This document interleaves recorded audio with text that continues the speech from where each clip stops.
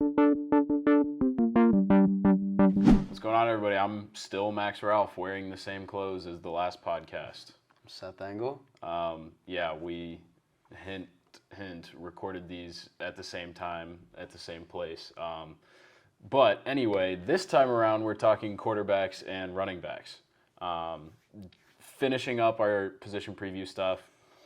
Purdue, it's so close. I'm ready for football. I'm tired of debating about football. Yeah. I'm ready to watch football. It's in the air.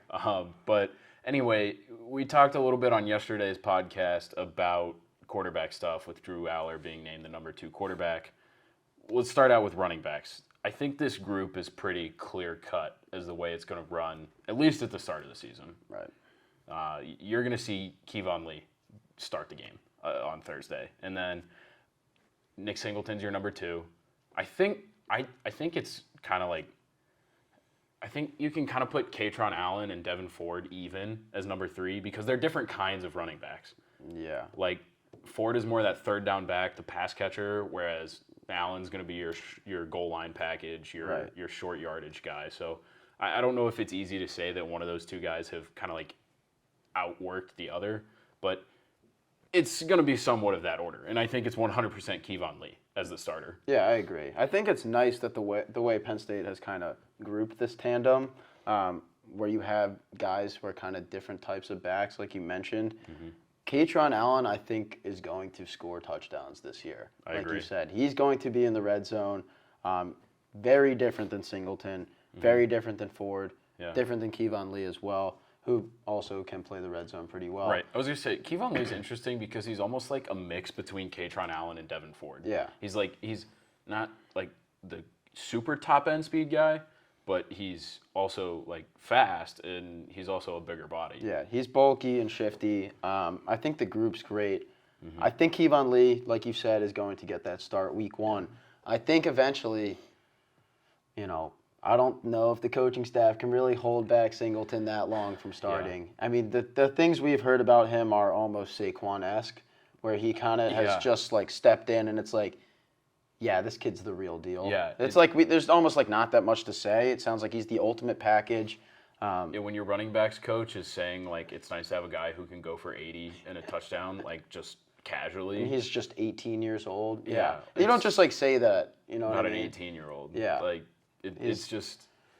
It seems like he's gonna be all that he was. All that was thought to promised. Be. Right. Yeah, and it's hard to say because like.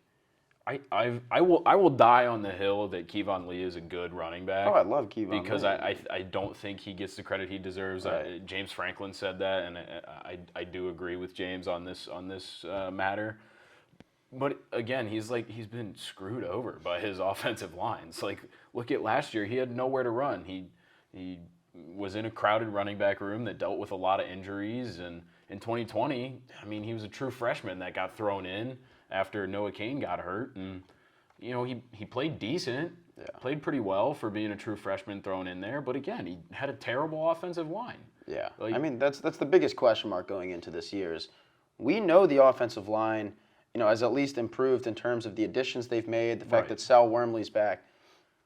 But we don't know until we actually see them play because they're heard, better on paper. Right, they are much better on paper. Right, and from what we've heard. They seem like they've improved. Apparently, they adjusted some of their off-season regiments and some of the stuff like that. But we won't really know until, the game actually begins. Right. But that right there, that offensive line play, and also that tight end blocking, which was not great last year. A lot, yeah. That is the most important part to this offense. Sean Clifford can't get drilled like he did last year, and that's a whole other topic. But, he can't get Penn State can't be the most sacked team in the Big Ten. Right. Penn State can't put up the second least rushing yards per game in the conference. That just and the only team worse than them was Purdue. So we're looking for a barn burner on the ground on Thursday. God. But that's what it is. On paper, this running back room is great. I mean, Keyvon Lee is a solid running back.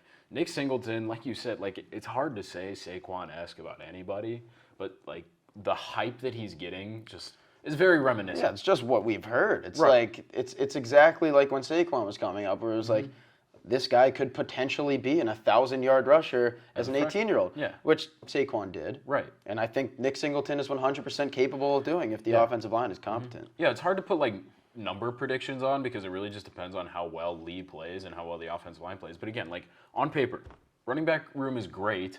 The offensive line is better, but there's a reason why you go out and play the game because injuries happen. Sometimes your scheme's not as good as the other teams. Like it's just there's a reason you play the game. But on paper, this should be a top half Big Ten rushing attack, in my opinion. It should be. Yes. Right. And then, Keyvon Allen, who we talked a little bit about in the beginning, is apparently the quote-unquote surprise of camp, according to Franklin. Yeah. And we've heard so much about Nick Singleton. It's almost like we're forgetting about this guy, Keyvon Allen, Right. who could really just change this whole offense, just in terms of, like, how dominant he could be, at the goal line. Which is, that's somewhere that Penn State has struggled. Right, yeah.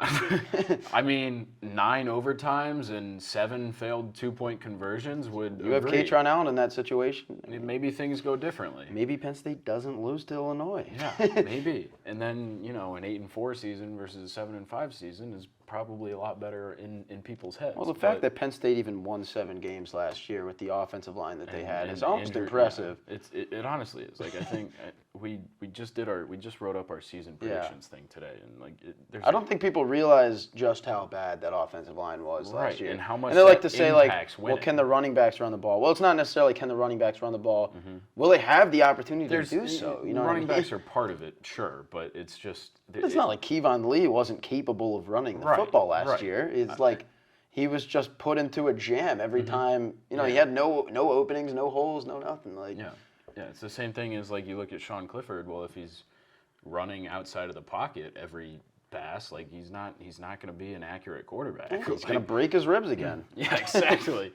But yeah, so that's a good segue into quarterback talk. Sean Clifford is the starter. I mean, like there's not really all that much to talk about when it comes to the Penn State quarterbacks. It's Sean Clifford, and then apparently now as of Monday, it's Drew Aller, and then I guess we don't have official word that it's Christian Veyer and then Bo Pribula, but that's what it is. And then yeah, I mean that's how it works out. Sean Clifford is going to play every snap of football until there's a blowout or he gets hurt. Until he gets hurt, yeah. And that's also a big question. And that goes back to the offensive line. I think Sean Clifford is capable of having a great season. I agree. I think he was on pace to have a phenomenal season last year before he hurt his ribs against Iowa. I was almost ready to call him a dark horse Heisman candidate through the first 4 games. He was looking like it. I mean, him and Dotson were unbelievable at the beginning of the season. Just like complete magnets. I don't think anything should change in that in the receiving core there. But Clifford, I mean, he's great if he's healthy. He's great if someone's blocking for him. Penn State fans love to trash talk Clifford. They love to say, give us Aller, give us Veyu. Sean Clifford has played good football. Yeah. It's really just a matter of like what's around him. I think he's in a good mental space as well. That's something I do want to touch on that. But like when I think about last season for Sean Clifford, like people complain, will malign him all they want. But I think about that Iowa game, the one where he got hurt. Before he got hurt, the very first offensive play of the game for Penn State, threw a terrible interception. Right. Like it was really bad. Like that time he was running out of the pocket because I'm fairly certain it was a design bootleg. So like that one's not on the offensive line. But he threw a terrible interception. But then what do you do after that? Defense clamped down, only gave up a field goal, and then Clifford came right back and led 2 touchdown drives. That was one of the moments last year when I said, okay, this Sean Clifford really is different than 2020, where he is able to flip the script, like put a bad turnover away and move on. And as long as he's that guy again this year, like I don't really understand why people are complaining about him. Because if you really look at what he did before he got hurt, he was playing really good football. Yeah, and the stats don't lie either. I think it's important to understand the type of offense Penn State was running last year. Given that they couldn't really run the football, they had to throw it much more than they had previously. Sean Clifford, threw for more passing yards than he has in his career. But even at that rate, he had a career high in completion percentage, but I think people overlook. But I think the most important stat of all is his touchdown interception ratio. Mm-hmm. People think that he's a super inaccurate quarterback. Right.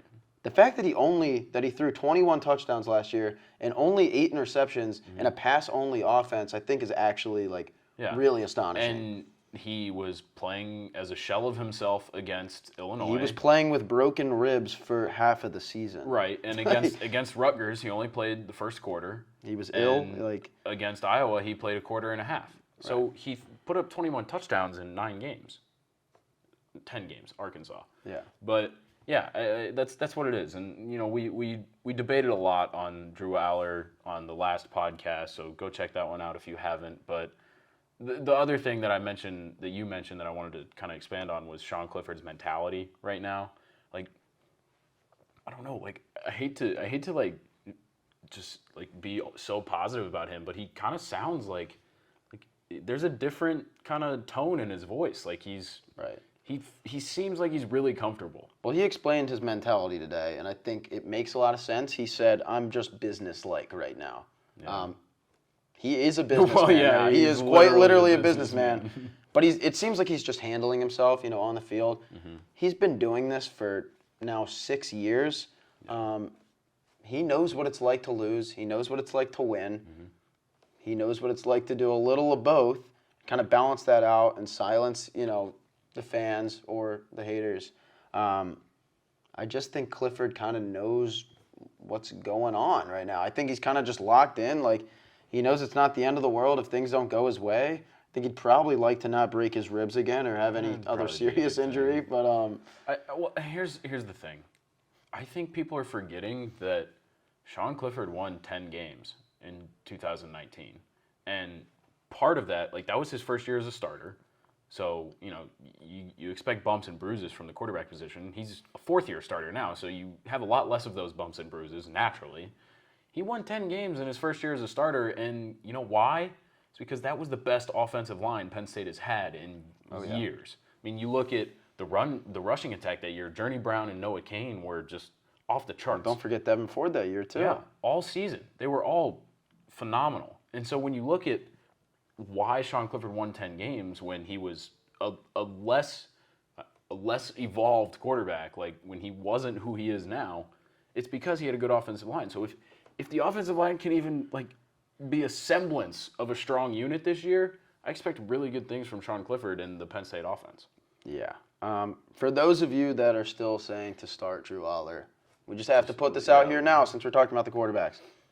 It's like Sean Clifford is the better option. I don't know how to put it any other way. Yeah. I know a lot of people are hyped up right now because Aller was named the backup, and that's great for him.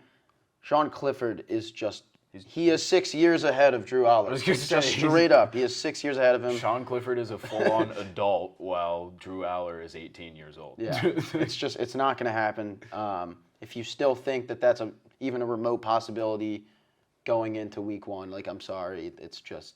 I think it might have been Jaywan Sider literally said it's like having an NFL rookie on your roster. Sean Clifford should be not in college football anymore, and he is. So why would you not want him to be your starting quarterback over an 18-year-old? But yeah, that's pretty much it.